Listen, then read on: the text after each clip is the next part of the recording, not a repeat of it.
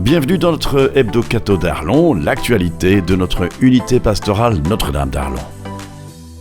Hebdo-catho 72, les titres des bénévoles à l'œuvre à Stockham pour redonner vie à l'église restaurée, des jeunes en pleine énergie avec le groupe Croissance, des célébrations marquantes avec les enfants du catéchisme, une belle soirée pour l'unité des chrétiens à Bonnert et déjà plusieurs rendez-vous importants à noter pour les jours à venir. Bonjour à tous. Samedi dernier, le 17 janvier, une belle équipe de paroissiens bénévoles s'est retrouvée à Stockham pour une grande journée de nettoyage de l'église.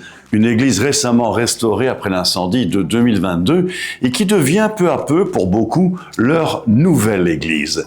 Il y avait beaucoup de bras, beaucoup d'énergie, mais surtout une vraie joie. C'est une église, ce n'est pas seulement un bâtiment. C'est un lieu de prière, de rassemblement, de mémoire et d'espérance.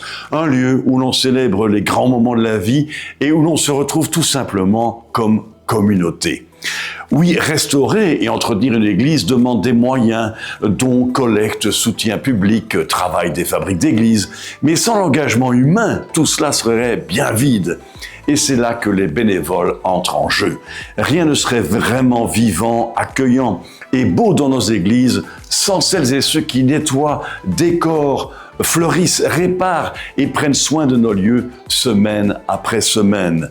C'est aussi pour dire merci que tous les bénévoles de l'unité pastorale seront mis à l'honneur le vendredi 31 janvier lors de la soirée annuelle à la salle familiale de Stockham.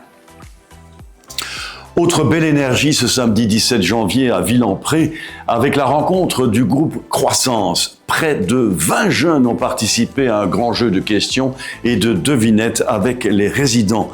Des équipes intergénérationnelles, des échanges joyeux, beaucoup de rires. Et un goûter pour prolonger ce bel après-midi de convivialité. À noter concernant ce groupe Croissance que la prochaine réunion aura lieu le 6 février. Ce sera la seule pour tout le mois de février en raison des vacances. Les rencontres se termineront désormais une demi-heure plus tôt. Et enfin, un week-end de retraite à Orval est prévu les 6 et 7 mars. Les infos pratiques suivront. Le dimanche 18 janvier à Saint-Martin, la messe à 11h a rassemblé les enfants du catéchisme. Le doyen leur a parlé avec des mots simples et adaptés, notamment de l'importance de la figure de Saint Paul.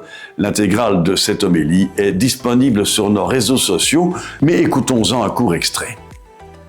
La graine de sainteté, elle est mise dans le cœur de tous les chrétiens, mais il faut la faire pousser, comme le jardinier fait pousser la semence dans son jardin. Et pour la faire pousser, il y a différents moyens. Il y a la prière qui nous rapproche de Jésus. Ces moments que nous prenons pour être en cœur à cœur avec lui. Il y a l'Eucharistie où nous pouvons recevoir la communion. Jésus qui vient demeurer en nos cœurs. Il y a sa parole par laquelle il nous guide et nous conduit. Et puis, il y a l'amour des autres. Il y a les services que je peux rendre. Il y a l'attention que je porte à chacun. Mon souci de faire le bien au quotidien. Et le soir même à 18h, le Père Evans concluait son homélie sur Jean le Baptiste avec de très beaux vœux. Là aussi, je vous propose d'écouter un extrait. Comme Jean a vu l'Esprit descendre sur Jésus sous la forme d'une colombe, prions le Seigneur de nous renouveler par son esprit de crainte, de charité et de lumière. Que la lumière de Dieu nous façonne, comme l'orfèvre travaille l'or, jusqu'à faire resplendir sa beauté.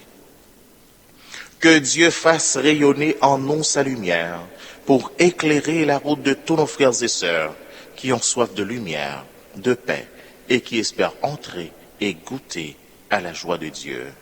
Amen.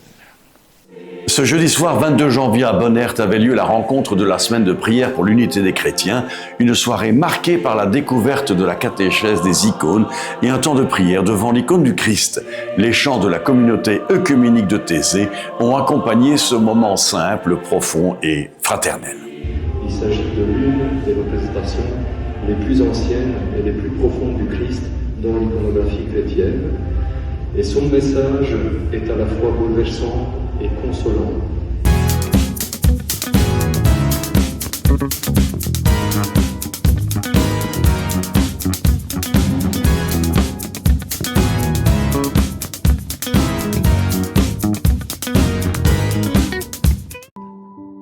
Et si nous partions en voyage? Un voyage intérieur à travers la Bible. Avec Perles de Bible, Luc de Villers nous propose une véritable retraite en mouvement.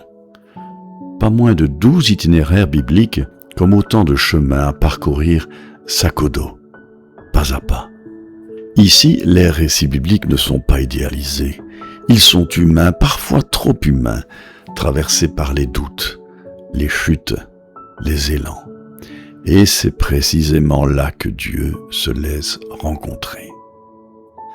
Au fil des pages, chacun est invité à relire sa propre histoire à la lumière de ces textes anciens, à découvrir des perles discrètes, des paroles qui surprennent, qui éclairent, qui déplacent. Un livre à lire lentement, comme on marche, pour se laisser conduire vers le Dieu des surprises. Perles de Bible de Luc de Villers, un livre à emporter sur le chemin et à découvrir tout près de chez vous, là où les bonnes lectures ont leur maison, au CDD d'Arlon.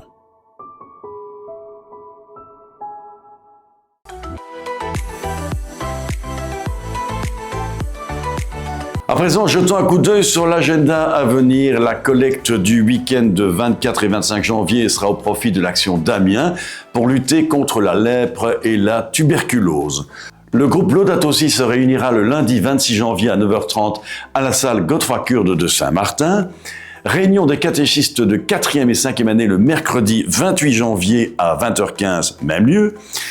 Et bien sûr, la soirée des vœux des forces vives le vendredi 31 janvier à 19h30 à la salle Familia de Stockholm. Plus de 300 bénévoles y seront remerciés pour leur engagement au service de nos communautés. Nous tenons à vous informer que pour des raisons totalement indépendantes de notre volonté, il ne sera pas possible de vous proposer l'émission Bilan et Élan de l'année sainte en unité pastorale avec Monsieur le doyen d'Arlon. Mais nous préparons un diaporama retraçant les moments forts de l'année écoulée, témoignage de la richesse et de la vie de notre unité pastorale. Enfin, notez déjà la semaine annuelle de Notre-Dame de Lourdes du 3 au 11 février, chaque soir à 18h, chapelet et Eucharistie, avec notamment la présence de notre évêque Monseigneur Fabien Lejeune le 3 février lors de l'ouverture de la neuvaine à Saint-Martin. Merci de partager cette vidéo sur vos propres réseaux sociaux et à la semaine prochaine pour de nouvelles aventures.